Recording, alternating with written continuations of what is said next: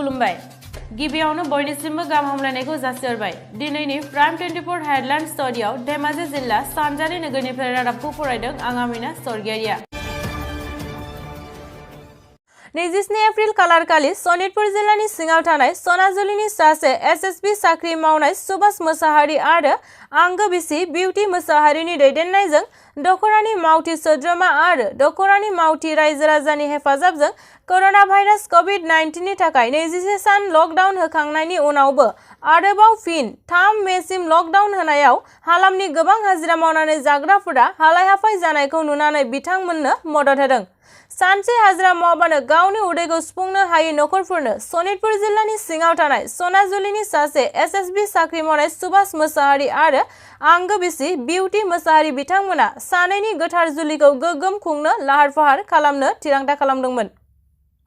नाथाय दुखुनि बाथ्रा महामारिया कोरोना भाइरासनि थाखाय खुंनो हायैनि थाखाय जानो गोनां जुलिनि रांखौ लानानै गासै गं 200 नखरनो माइरं आलु थाव दालि बायदि अनसुंथाइ होदों। बे हाबाफारियाव बाहागो लायो बर'नि मुंदांखा फावखुंगुर मोगथां नार्जारि,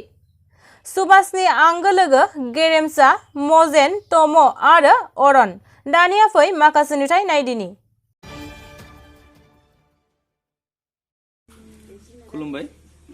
आं मोगथां नार्जारि जिहेतु नैबे दास फटकफोर नुदों बिथाङा जाहैबाय सासे एसएसबि आर्मि मावो आदा जायो बिथाङा दाख्लै बावैसो हाबा जानानै थांबाय आरो बिथाङा गावनि हाबाखौ जोबोर गाजा गोमजा खालामनो होननानै माखासे बाजेटफोर खालामनाय जादोंमोन नाथाय खाफाल गाज्रि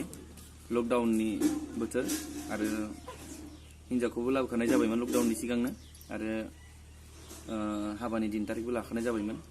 नाथाय हाबानि दिन तारिखखौ माखासे गामियारिफ्रा सावरायनानै एसे बन्द खालामनाय जादों थेवबो लकडाउनबाबो दाख्लै हाबा फिसा खालामनानै होनाय बायदि जाबाय बिथांखौ रोजा रोजा साबायखर होनो नागिरदों जे